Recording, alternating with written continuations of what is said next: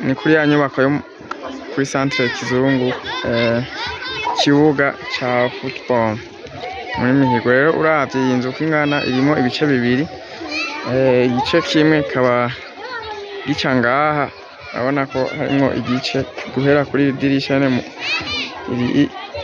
n'umuryango, mbese ni imiryango ibiri iri kwibarabara, aho umuryango umwe urimwo isare.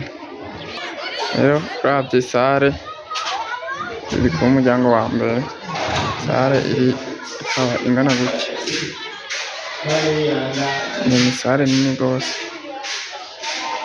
Ubandanya uja inyuma turacari muri ca gice kimwe kigize iyi nzu. Aha tugeze rero mu kigo uvuye muri ya sare, wa muryango imbere ushikayo n'uyu nawo uvuye muri sare.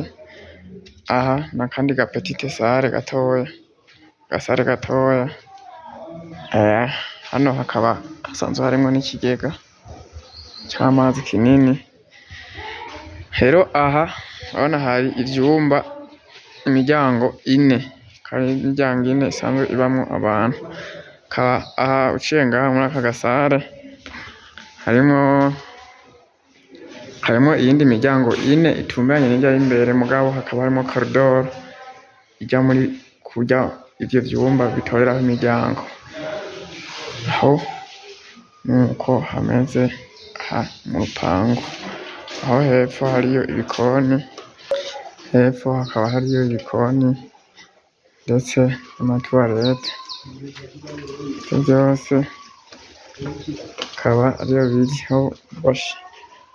Hari umuryango umwe uja mu tuwarete indani zigize za VIP n'izindi zisanzwe, ndetse n'amadushe. Hakaba hari n'ibikoni vyubakiye, twovuga amashiga yubakiye. Aha naho ubusohotse uvuye mu rupangu, n'inyuma aho ca gice gica kibandanya ino hepfo,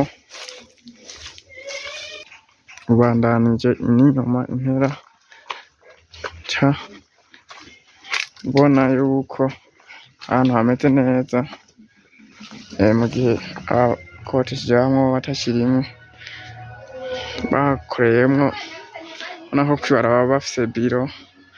Urya muryango umwe n'uyundi w'isare woshobora kuba naho nyene bakoreramwo ibindi bintu bitandukanye bitari bike, genda ushika kwibarabara.